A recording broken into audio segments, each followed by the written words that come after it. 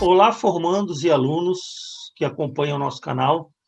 Eu fiz uma pesquisa, achei muito interessante trazer um assunto que é muito comum, de nem percebermos, né? De utilizamos muito o aparelho, mas nem percebemos o que a tecnologia que está envolvida na utilização dos telemóveis e dos smartphones. Então, eu preparei essa pequena aula rápida para trazer essas informações de uma maneira bem resumida. Não vou entrar, não vou aprofundar, só para termos uma noção de como estão esses nomes dessa tecnologia dos smartphones, da telefonia móvel de celular. Observa aqui, então, o que nós temos. Objetivos dessa aula: entender as siglas utilizadas em telefonia móvel. 1G. 1G ela é aquela primeira tecnologia que foi lançada de telefonia móvel. Era aqueles tijolões, chamado tijolão PT 550, uns Motorolas como esse da figura que a gente mostra aqui. Tá? Então, ele era uma tecnologia de telefonia, ele não tinha dados ainda nessa época, era apenas o trâmite de voz. Usamos aí no início dos anos 80. É muito interessante que era muito caro, então as ligações eram caríssimas. Ficavas até com medo de botar a mão. Por quê? Na época que ele começou a funcionar, inclusive, quando a gente recebia uma ligação, a gente também pagava. Pagava quem ligava, os minutos que foram utilizados, e também havia uma taxa de recebimento da ligação para quem recebia, tá? Então, observa como é que mudou, né? Dessa época para cá. Então, ele tinha um alcance menor, não era assim um alcance tão grande. A velocidade, em torno de 9,6 kbps, então veja que é uma velocidade muito pequena para a época, e não havia uma padronização. Cada fabricante tinha sua própria rede. Cada empresa de telefonia tinha que montar seu próprio equipamento, sua própria rede. Não havia, nessa época ainda, uma troca de equipamentos como tem hoje. 2G ou GSM, ou seja, um sistema global para comunicação móvel. O sistema que migra, que evolui para o 2G, ele já começa a se preocupar nessa padronização, já começa a ver uma troca de informações entre os diversos fabricantes para que possa se viabilizar de uma maneira mais barata esse tipo de equipamento. Porque se cada fabricante tem que montar suas repetidoras, tem que montar toda a sua rede, fica muito mais caro. Tinha regiões que não tinha telefonia móvel, porque as empresas não colocavam por não ser viável, o número de usuários ser muito baixo à época. Então, a 2G ela já começa a se preocupar e a migrar para esse sentido. Aqui eu coloco alguns modelos, aqueles ainda lá embrionários, ainda tem hoje em dia, ainda são utilizados. Há pessoas que ainda gostam de utilizar esses telefones mais simples. Bom, aqui já tínhamos uma criptografia digital na comunicação. Tá? Seu desenvolvimento já entrou em atividade em 1991, isso na Europa, e possibilitou, com a padronização, que eles pudessem funcionar, além de funcionar entre todas as empresas, funcionar em todos os lugares, em todos os países. A GSM já tinha uma velocidade bem maior, 10 vezes maior, 97 kbps.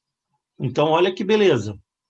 Aqui já possuíamos 10 vezes mais a velocidade daquela velocidade anterior.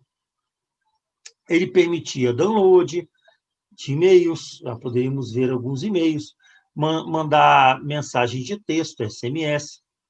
Tá? Observa aqui, ó. Já temos aqui um exemplo desse aparelho que já possuía diversas aplicações ou aplicativos. 2.5 ou GPRS. Observa que até chegarmos no 3G, há algumas nuances de um sistema para o outro. Aqui já houve um pouco de melhora do 2G, por isso aqui ele chamou de 2.5G, ou GPRS, Serviço de Rádio de Pacote Geral. Tá? Aqui já temos a taxa de transferência de dados maior que a rede anterior, para 32 kbps a 80 kbps. Já aumentamos aí a taxa de transferência. Tá?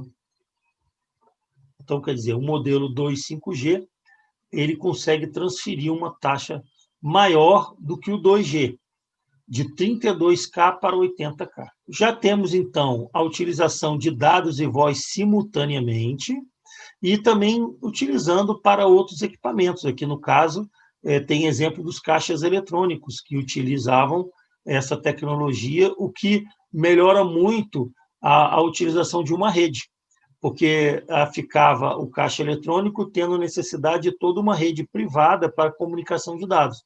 Com essa função aqui de dados e voz juntos, já podemos, então, trabalhar esses equipamentos que eles têm maior capacidade, uma largura de frequência maior. 2.75G, ainda não é aquele 3G ainda, é o ED. Taxa de dados ampliadas para evolução do GSM. Aqui já entra na tecnologia do 3G, com uma capacidade de até 236 kbps. Permite navegar na internet, temos ali a opção de abrir o navegador e navegar na internet, utilizar todas as redes sociais, a voz sobre IP, o VoIP é voz sobre IP, mensagem, passar vídeos e as mais diversas aplicações e aplicativos que tem no smartphone, em que precisamos trocar dados, vídeos, voz, comandos, casas inteligentes, tudo isso esses aparelhos permitem que a gente possa utilizar. O 3G iniciou em 2001, já com o sistema UMTS, Sistema Móvel de Telecomunicações Universal. Aqui, a velocidade já chega em megabits por segundo. Com a mudança de frequência de rádio, foi necessário investir em novas redes e a expansão se deu nessa época. Então, aqui, já precisávamos investir em várias. A frequência também, quanto maior a frequência, menor a distância. Então, precisamos aí investir numa rede maior, numa interligação, e a gente consegue um bom alcance com esse modelo de telefonia. É presente em muitas cidades, praticamente uma área de cobertura bem ampla. Possibilitou o uso do smartphone nos navegadores www, que é a navegação da internet, correio eletrônico, comércio eletrônico, entre outros. Então, aqui a gente pode fazer pagamentos, podemos ter redes sociais, conversas, usar a parte de comunicação através do dado, sem utilizar a telefonia normal. Então, por diversos aplicativos e aplicações, podemos transmitir todos os tipos de dados, efetuar compras, e entre outras coisas. 3.5G, HPSA, ou seja, pacote de acesso de alta velocidade. Então, aqui ainda não é o 4G, aqui já é uma evolução do 3.5G, uma evolução do 3G. Então, melhora um pouquinho com o uso desses dois protocolos, HSDPA e HSUPA. Então, ele foi adotado a partir de 2008 e com velocidade de até 80 megabits. Não que a gente utilize essa velocidade, na prática a gente até nem utiliza, mas pode utilizar, ele permite que possamos chegar até essa velocidade, não que seja utilizado aí, dependerá muito do seu provedor de internet. 4G LTE seria evolução de longo prazo, essa também está em operação com bandas ultra largas, permitindo aí assistirmos Netflix, YouTube, Disney Plus, qualquer desses aplicativos de streaming de vídeo, de som e de imagem. Tá? Então, podemos utilizar aqui velocidades maiores e tem um potencial de chegar até 300 megabits por segundo. Tá? Claro que, normalmente, trabalhamos aí com 5, 10 e tal, mas na conexão que nós temos hoje, é bem capaz, a gente consegue chegar a 200, 240 com esse tipo de tecnologia. No Brasil, essa tecnologia chegou em 2013 e vem crescendo, presente em 70% dos municípios brasileiros. Tá, então, aqui prioriza o tráfego de dados em vez de voz. Claro que os dados, eles contêm todas as informações. Podemos mandar um áudio, podemos nos comunicar falando, também utilizando o Voice sobre IP, utilizando dados. Podemos mandar qualquer outra informação transformada em dados. E chegando no seu destino, ele é convertido novamente pelo processo que for o originário dele. Então, o 4G ele já começa a ter praticamente no smartphone a velocidade que a gente tem no Wi-Fi residencial. 4.5G LTE Advanced, tá? Já melhora um pouquinho o 4G, lançado em 2011, trabalhando com múltiplas faixas de frequência ao mesmo tempo, hein? Teoricamente, podemos conseguir até 1 giga, mas, lembrem, atualmente, normalmente, a gente não consegue muito mais que 28 megabits por segundo. Tá? No Brasil, ele já tem a Claro e a Vivo que estão disponibilizando aí esse tipo de pacotes que atendam a essa rede de 4.5G. 5G já é uma velocidade que pode chegar até 10 gigabits por segundo. Essa tecnologia dá um passo à frente com a conexão da internet das coisas. A carros inteligentes, casas inteligentes, porque a gente precisa de uma comunicação muito rápida para gerenciar vários aplicativos, várias situações. A comunicação ela deve ser rápida. Para uma imagem não travar, um filme que está passando ali, ele não parar. Quando vamos controlar equipamentos dentro de uma residência, não falhar a comunicação, porque ele entra em contato com a internet e traz a resposta. Então, esse 5G já promete que esse mundo vai ficar muito mais conectado. Ainda está em fase ainda de licitar frequência, tem que abrir as frequências para esse tipo de canal. Então, a gente ainda não tem ainda operação, começando já a discutir e a ver como que vai se proceder com a instalação desse 5G. As frequências são entre 3.5 GHz e 26 GHz. Aqui é a portadora, é a frequência de trabalho, uma frequência bem alta. Tá? O que acontece? Como a frequência é muito alta, o comprimento de onda é curto. Então, ela é uma onda muito curta.